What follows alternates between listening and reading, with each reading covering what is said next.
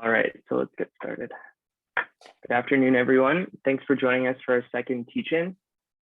My name is Travis Huney, and I'm a second-year fine arts student with an interest in labor studies, and I'm an organizer with students supporting UMFA. Before I introduce our speaker today, I'm going to read Students Supporting UMFA's land acknowledgement. The University of Manitoba, where many of us gather here today study, is a colonial structure built on traditional territory of the Anishinaabe, Cree, Dakota, Dene, Métis, and Oji-Cree nations, who are the first and rightful inhabitants of these lands. The water that sustains us here comes from Shoal Lake. As the first university to be established in what is now called Western Canada, we recognize the university's historical and ongoing role to enable violence and oppression of Indigenous people that they have suffered and continue to suffer. Our programs privilege and perpetuate colonial ideologies that value Eurocentric forms and erase Indigenous knowledge systems independent of and existing prior to dominant Western knowledge. Our academic relationships are embedded with power relations structured by colonialism, racism, patriarchy, and capitalism. It is through the university's ongoing and growing relationship with the neoliberal state and global capitalism that colonialization and violence against Indigenous people is inseparable from the academic institution that is now called the University of Manitoba. Okay, so I will now introduce our speaker, David Camfield. David works in the Labor Studies program and the Department of Sociology and Criminology. He is the host of the podcast Victor's Children, a member of Solidarity Winnipeg, and a member of the editorial board of Midnight Sun. We will save questions for when we open up the discussion after David's talk, but if you'd like, you could type questions in the chat and we'll make sure that they're raised later. So David, I will now pass it on to you. Thanks, Travis. And thanks to everybody for coming on this November 11th afternoon. And thanks to Students Supporting UMFA for doing this. It's great to be able to do this kind of a presentation, not in professional capacity, but as a striking member and an eco-socialist. So I want to cover, take a shot at this big question. Where is capitalism taking us and what can we do about it? And I'm going to cover quite a lot of ground and be happy in the discussion period for people to touch on any or all of it. But I want to start with a few words from a sociologist, Goran Therborn, 5 years ago, saying that in his words of the time, never before have the possibilities of a good world for the human species as a whole been greater. At the same time, the gap between human potential and the existing conditions of humankind in its totality has probably never been wider. So it's with that in mind, the contrast between what's possible and then the realities of our times. I want to consider 4 specific realities. So the first, we've seen the extraordinary speed with which the COVID-19 vaccine has been developed. And it's an extremely effective vaccine, right, of different vaccines. And yet globally, the number of people who have access to the vaccine, is far, far too small. Access is highly uneven. We still have very widespread transmission of the virus. And that means that, of course, there's ever growing chances that a variant will develop that will escape the existing vaccines. To take another example, we have the technology today to bring about a just transition from the causes of climate change. That is a transition away from fossil fuels, industrial agriculture, and the agribusiness that leads to the widespread destruction of forests. Right? Those are all 3 major generators of greenhouse gas emissions. The technology exists to do what scientist Stan Cox argues we need to do in the rich countries like Canada, and that's drive emissions down to 0. And I'll just pause to say, our target needs to be 0 extraction of fossil fuels, not the net 0 emissions that's being talked about so much. And we can discuss that later if we want to. And then Cox goes on. So drive emissions down to 0, adapt society to a smaller energy supply while still producing as much non-fossil energy as is required for sustenance and good quality of life. Ensure fair, equitable access to resources and economic security. So those are the things we need to do, and we have the technology we need to do it. But in spite of that, this week and ongoing, we see the COP26 summit which is not doing anything. It's not going to do anything to change the policies which have the world on track for heating by the year 2100 between 2.7 and 3.1 degrees over pre-industrial temperatures. So vastly higher than 1.5 or 2 degrees limits. So we're talking about heading towards, despite all the talk, very, very severe global heating as part of a broader ecological crisis. The consequences of this for people will vary enormously depending on how societies are organized. And I'll just give you an example to make the point. If you look at the Caribbean, right, people who live on Haiti, in Haiti, are affected by storms, hurricanes and floods in a way it's very different than the way people are affected in Cuba. They're both countries in the same region, but the death and damage in Haiti is much, much worse than what you see in Cuba. Now, I'm certainly not an uncritical supporter of the Cuban state, far from it, but it's clear that the social arrangements in Cuba mean that people are much, much more protected. And we can make the same point in general around global heating, that the way people are affected is going to be shaped in very important ways by how their societies are organized. But with any social arrangements, 2.7, 2.9, 3.1 degrees heating above pre-industrial levels will be deadly for many, many millions of people, even under the best conditions. Then let's talk about food insecurity for a moment, right? The number of people experiencing what the United Nations Food and Agriculture Organization calls acute food insecurity, and who are in urgent need of assistance because there's a high level of acute malnutrition or people are dying from lack of food. In the year 2020, it rose up to 155 million people, up from 135 million people the year before. And yet there's more than enough produced globally to feed everyone. And then the fourth reality of our times I want to mention is that we're living in a moment of history where there's a more profound recognition, I think, of the different dimensions of oppression that people experience than we've ever had before. So a growing understanding of the different ways in which gender oppression shapes people's lives, racial oppression, oppression on the basis of sexuality, disability, and other forms of oppression. And in some countries, we've had a wider expansion of legal equality than we've ever had. So, a very full extension of equal rights in many places. And yet we have an upsurge of right-wing organizing against oppressed people, targeting trans people, targeting Muslims, targeting other groups, and also more ordinary people punching down, if you like, both online and in real life against oppressed people. So why is all this happening? How do we explain the contradiction between the positive potential in our world and what's actually happening? And there are some words that stand out to me from the historian Simon Pirani. He's written an excellent book about the history of fossil fuels. And Simon writes, there may be an analogy with the way people today view Europe's descent into the barbaric slaughter of the First World War as collective madness. It was madness, Pirani writes, but it had definite political, social, and economic causes. So, he's writing there about climate change, but I think we can think about these things more broadly, that there are definite political, social, and economic causes to the accumulating disasters of our times. And my argument is that it's not human nature, it's not greed or something like that. It's not overpopulation. It's also not the ideology of economic growth. It's not some combination of these things. That at root, the cause of these different phenomena is the fact that our society is structured globally to produce goods and services in a particular way, and that's capitalism. So what I mean by capitalism, and I think it's important because people use the same term, they don't always mean the same thing. So I'm not talking about a mental paradigm. I'm not talking about a set of ideas and ideology. I'm also not talking about an economic system in the way that people often talk about economics. I'm talking about a way of organizing society at its foundations to produce the goods and services that people need to survive, a mode of production that underpins a whole social order.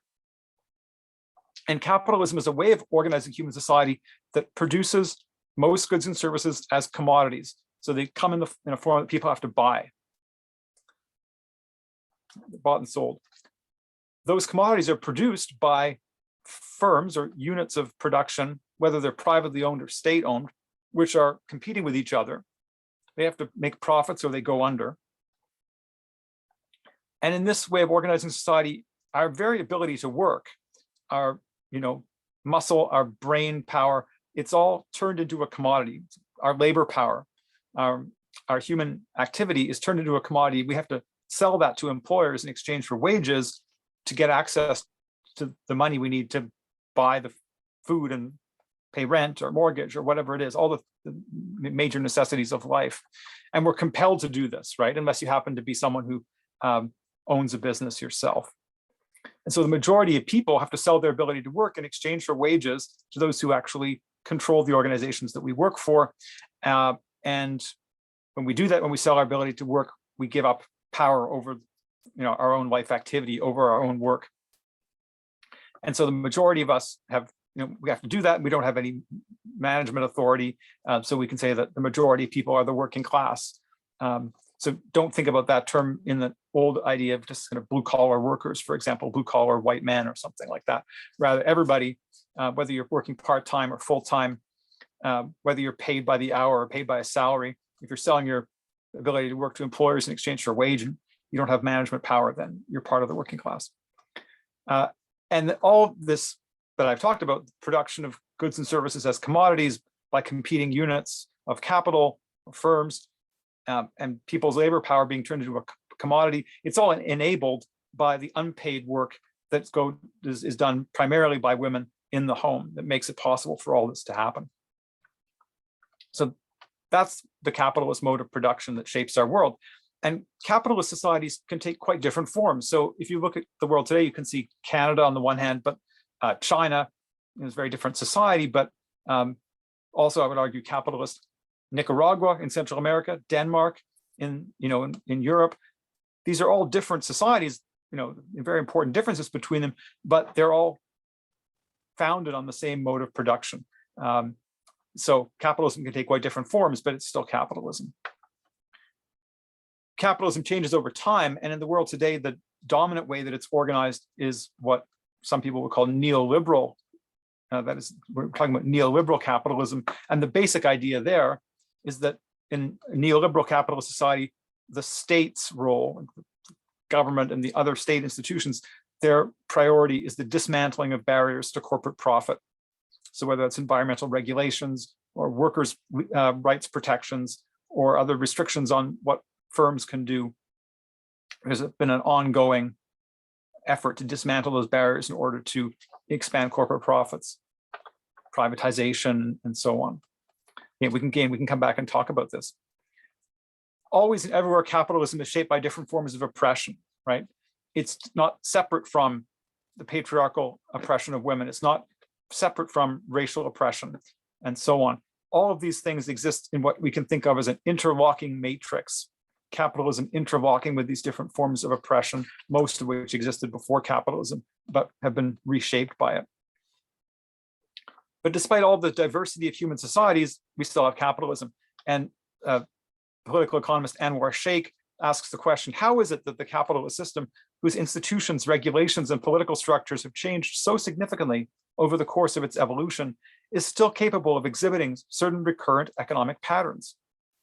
And the answer is that capitalism has what we could call a logic or certain laws of motion, or we can say it operates under or with some systematic imperatives. It has an operating system, if you like.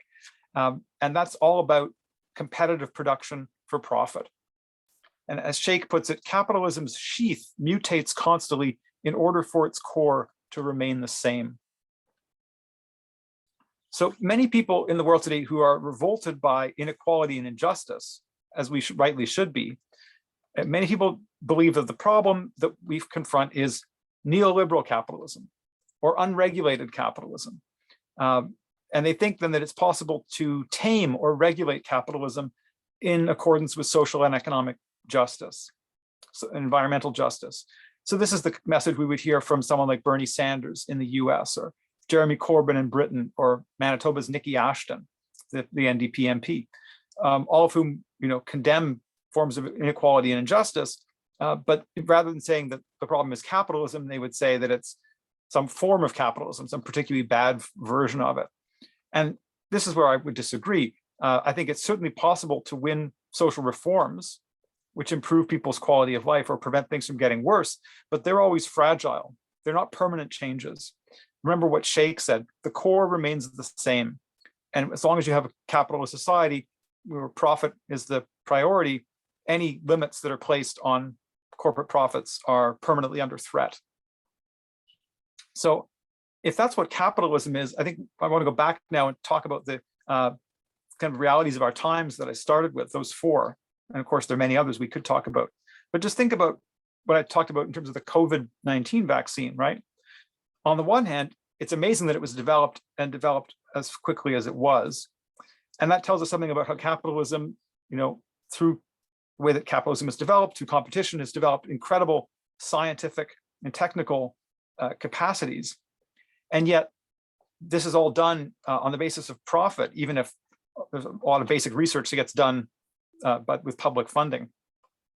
But the distribution of the vaccine, of course, is limited in ways by who has money, who has power in this global capitalist world that we live in. So, of course, countries of the so-called global north, rich countries get access before the majority of the world gets access to these extraordinary developments. But also, we could look deeper and look at the pandemic itself, and look at the way that there's lots of things we don't know about the specific origins of the virus, but that in general, this is a zoonotic virus that was present in other species and made the jump to humans, and then happened to be able to be highly transmissible between humans. And there have been scientists warning for years about the conditions which make these kinds of pandemics more and more likely. And that those conditions are connected to the ecological crisis, where you have more and more destruction of forests and other natural ecosystems, which bring certain kinds of animals into contact with each other and into contact with humans in ways that make the zoonotic transmission of new pathogens from other animal species to humans more likely. So there are lots of epidemiologists who warn us that this is not going to be the last of these kinds of pandemics. And that's not some random thing. That's got everything to do with how capitalism is affecting our relationship to the rest of nature. What about the issue of the fact that we have the technology that we need to have a non-fossil fuel-based energy system, and yet we're headed towards something about 3 degrees of global heating by the year 2100?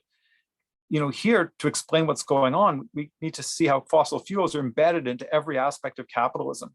Some people talk about fossil capital. I think there's good reason for that. So that's what's driving global heating. And more broadly, we have an ecological crisis, of which global heating is just one part, because at the end of the day, capitalism is driven by competition, and that drives capital to expand without limits. It's like a cancer. There's never any limit, there's never enough.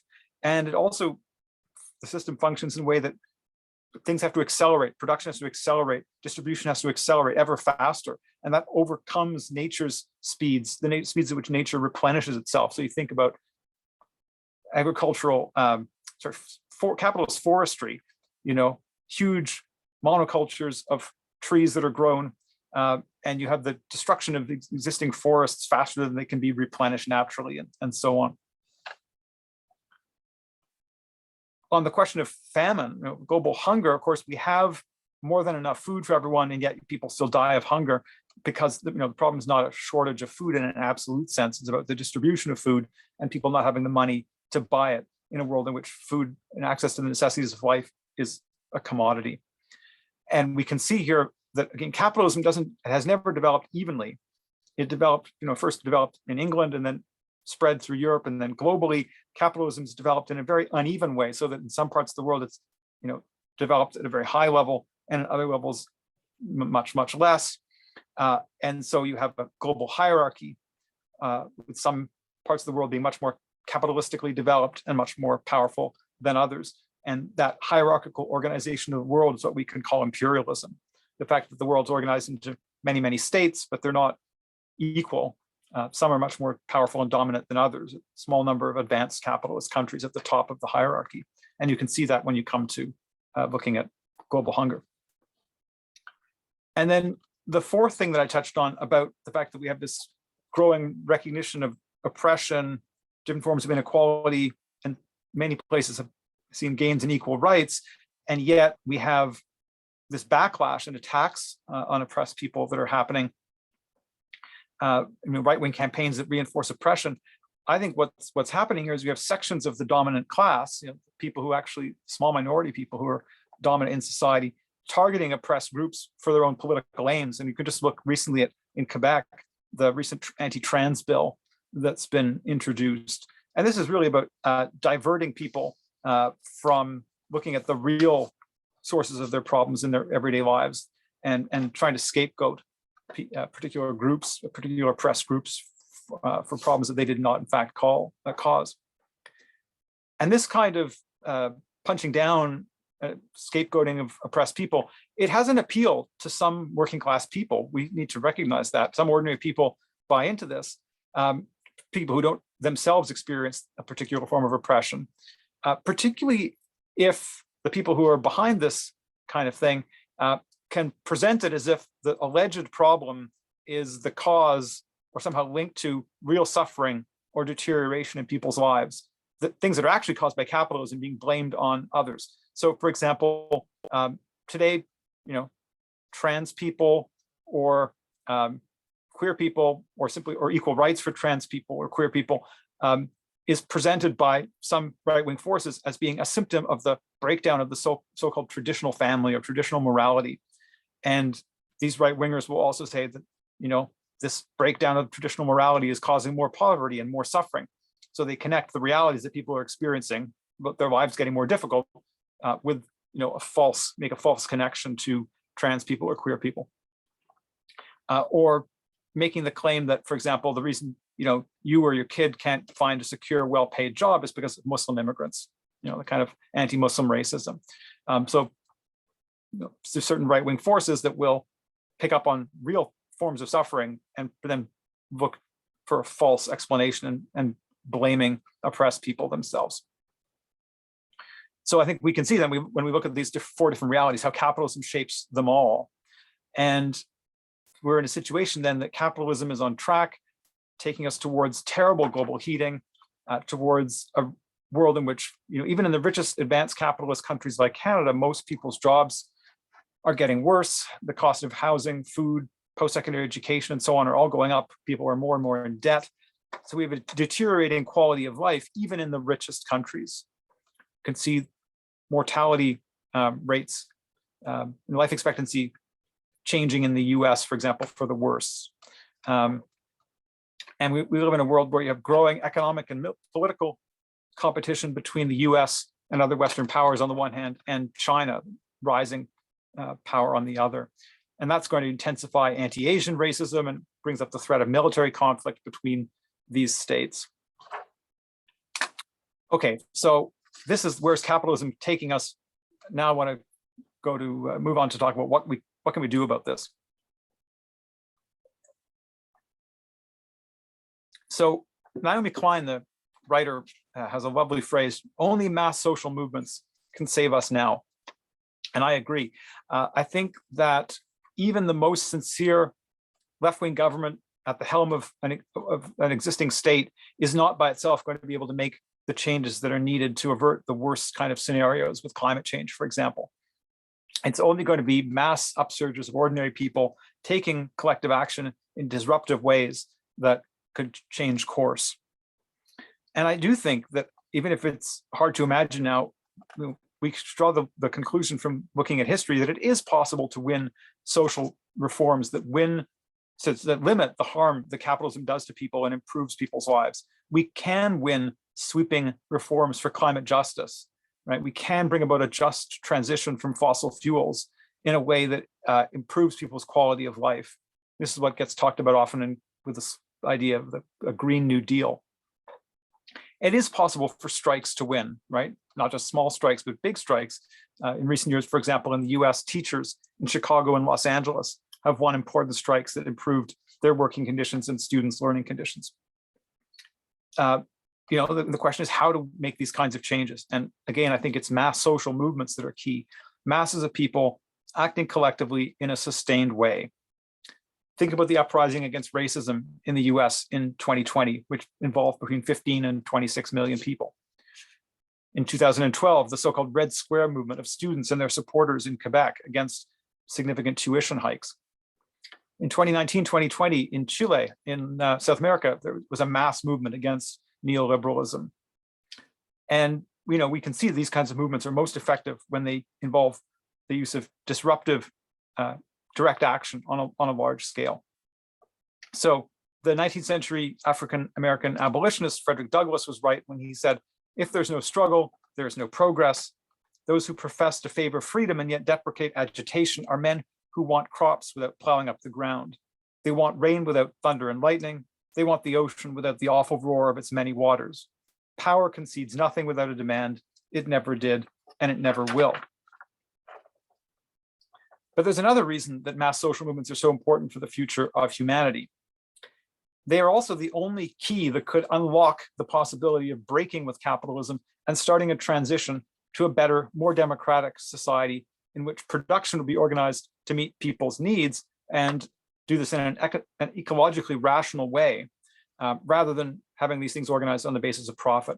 So this would be a society where you would have democratic planning rather than market forces at the core of things. We can call this a self-governing society. We can call this an eco-socialist society. We can come back in discussion and talk about what we mean by socialism, because what I mean by it is quite different from what often the term gets used to refer to. We're talking here about a society that's qualitatively different from capitalism and better than it. And I think such a society is both possible and necessary. So maybe you, on hearing that, are asking, well, possible? How is that possible? Capitalism has developed the productivity of human labor in extraordinary ways. Think about all the technology, all the knowledge, all the forms of social cooperation that now exist in the world that didn't used to exist. We now have the technology for non-fossil fuels as the basis of an energy system: wind power, tidal power, solar, hydroelectric, geothermal, wave power, new battery technologies, and so on. The technology exists. We could have automation be used to reduce work time, particularly to get rid of the worst kinds of work, rather than being done to boost profits and eliminate jobs. The information technology that Amazon and Walmart and so on use could be repurposed to distribute goods in a democratically planned economy rather than to enrich the wealth of billionaires. So it's about trying to appropriate this potential that's been developed under capitalism, repurpose what can be repurposed, discard what can only be discarded, and use it to reconstruct society. And the barrier to doing that is, so it's not technological. The problem is the social arrangements of capitalism and the power of the ruling class, the dominant class that owns and controls the economy. I think the only hope we have of overcoming that power and starting the transition towards the kind of society I'm talking about is a revolutionary upsurge of mass social movements that would happen amidst the deteriorating conditions that capitalism is creating for people. We cannot conjure mass into being simply by the force of our will, right? It's not simply wanting, it's not going to make it happen. Rather, the key thing that we can do is work in whatever way we can to make social movements happen, going about our lives with as much clarity as possible about what capitalism is, how capitalist society is organized, how it works, both in general and what's going on in our own times. So we have to understand the big picture, of the world we live in today, but we also have to understand the local conditions where we are, like Winnipeg in 2021, right? And I think if you agree with that, if you think that mass social movements are the key to helping to prevent people's lives from getting worse, and that they're the only key that could unlock the possibility of, in the future, breaking with capitalism and starting a transition to a different kind of society, then you have to think about how you're going to live your life. And we need to go about our lives in a way which allows us to do the kind of work that we think is going to be helpful to build social movements. And even if it's on a very small scale, students supporting UMFA, right at the president at U of M is an example of one of the kinds of things that we can do, right? Students supporting UMFA is both a group that's supporting the union, supporting the strike, but it's also, I think, by doing that, it's planting a seed that might grow into something else in the future. It's giving you, hopefully, as people who've been participating in it and other people, a chance to get some experience in working together to go from being passively observing what's going on to actually actively trying to change society. And we need a lot more of that to happen.